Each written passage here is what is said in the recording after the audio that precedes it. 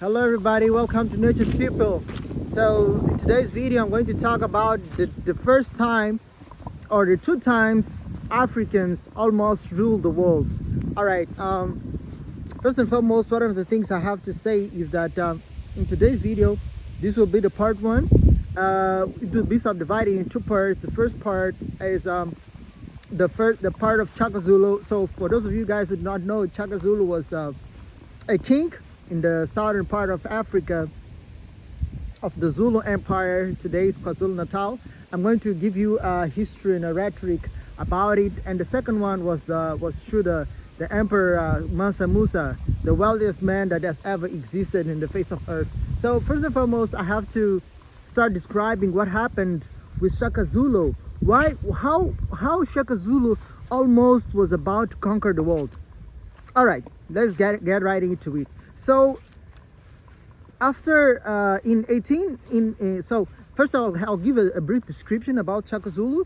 Shaka Zulu was born in the 19th century, exactly in the 18th century, sorry, in KwaZulu-Natal, in today's South Africa, in 1787, probably a couple of years after America got independence, and died in 1828 in KwaZulu-Natal. So what I want to explain and to tell is what actually happened and what was the plan of this group in Africa to actually rule the world and take over the world. So getting right into it. So what happened is that Shaka Zulu, the Zulu Empire, was an empire in the southern part of Africa. It comprised of a population of nearly 700,000 people back in the 18th century. So it was probably a growing empire. However, what happened is that back then in South Africa had Europeans were trying to take over South Africa. One of the reasons is that Europeans found very difficult to settle in most of the African regions is because of the climate. First, the climate wasn't that much of a great reason. However, the diseases that were in Africa, especially the most deadly one was malaria, and the casualties due to malaria were so high among the European expeditions that Europeans found a way of trying to settle more in malaria free regions, which are mostly in South Africa. So South Africa is a slightly it has a temperate temperature, so it would have a temperature nearly equal to that of Spain or Portugal. It's not very hot, it's not very cold either. However, the interesting thing about what was happening in South Africa is that as Europeans were coming, they were having these clashes with the native tribes. They had a very strong clash with the Basotho. The Basotho tribe is the tribe that is located in today's Lesotho. Lesotho is a country in South Africa. And then they had another clash with the Swazi people of today's Eswatini, and also they had a clash with the Zulus.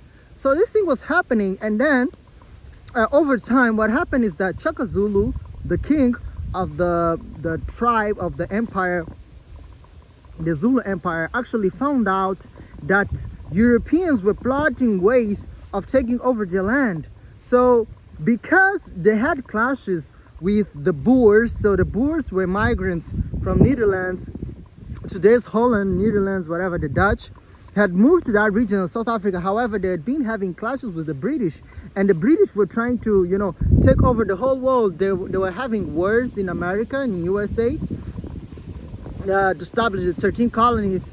However, at the same time they were trying to establish the 13 colonies, what was happening is that they were trying to take territories in Africa, territories in Asia. They already established their territory in Australia. They had India, they had Burma, they had Hong Kong, they had all these places. However, it was proving very difficult to sort of expand their reach. So what they used to do is they were actually using all their weapons and all their resources at hand to sort of reach farther deep into their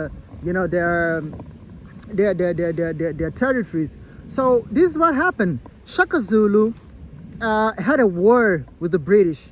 First, the British sent a letter to him, to his tribe, saying that he should give up all the land and the territory because the British were going to come in and they were going to start farmland, raise land, and they were coming to make reconnaissances of the land to see if there are some natural resources that they could explore. And Shaka Zulu sent a letter back to them saying that that was inadmissible, that would not happen, and he was ready for anything. So there was a war that took place wherein the British sent an army of over 4,000 men. However, there was a garrison of over 40,000 men, so it was a devastating war. The casualties, the British casualty was just phenomenal. It was the first time an African kingdom had won over a British powerful nation, or a British or European, European power.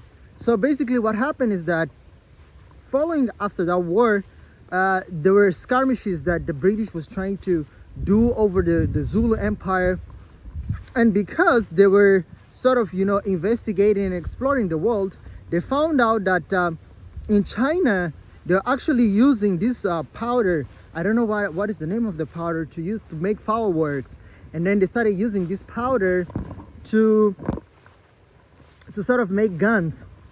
They were making cannons, guns, all types of arsenal and artillery and weaponry to sort of conquer more land. However, this is what happened when the second war took place, where Shaka Zulu lost a lot of men. He commissioned a war with the British with over 70,000 men, and nearly all men died. I mean, the ratio of death was, I think, if I'm not mistaken, it was 1 British man per 4,000 Africans. So it was a devastating loss. It was an extreme loss. It was like a fight between, Superman and a regular human being. It was just something crazy. This caused something called residual resentment. It's an African term. Residual resentment means when you do something really bad to somebody, and then the grudge stays and sort of stagnates in his heart and is unable to sleep and forget it. So what actually Shaka Zulu did, he started a commission inside his own tribe, because he had a British friend that has given up, the British Empire, and set up with him, and he became really friends with him. And sort of to understand the European mindset, Shaka Zulu was really, really creative and really resourceful, guys. He was a really smart guy. So he talked with him, they talked. He tried to bring the concepts in to understand what was really going on in the brain of that European guy. And then he understood that really what he brought this statement about the European conquest. He said, Europeans have a bloody and warm, incessant desire for dominance. And it's not over man to man, it's not over you to you, it's over a general group to another general group. So he understood it was about a concept, a nation, a mindset. So Shaka Zulu, what he did, he planned to send expeditions to fake an agreement with Europeans, so they could take some of the missionaries to Europe and to Asia, so that they could stop mapping and understanding what was going on, and then bring back the concepts and try to ally himself with the Europeans, and then at the end try to establish something in Africa and fight back. However, 4 years after his plan was going on, there was no European intervention. What happened is that because Shaka Zulu was brutal as far as trust, he wasn't trusting nobody in his tribe. It was so much so that who killed Shaka Zulu was actually his half brother. So it was his brother from his father's side, and that resulted to the fall and the decline of the Zulu Empire. After Shaka Zulu's death, Europeans flocked in, they crushed the tribe, they destroyed everything. So that's how actually the tribe fell. So after that, I mean, there couldn't be anything. In the next video, I'm going to explain how is it that that Mansa Musa was almost about to take over the world. However, he was stopped and discouraged by Europeans. All right, guys, thank you for tuning in. Thank you for being here, and see you next time. Bye for now.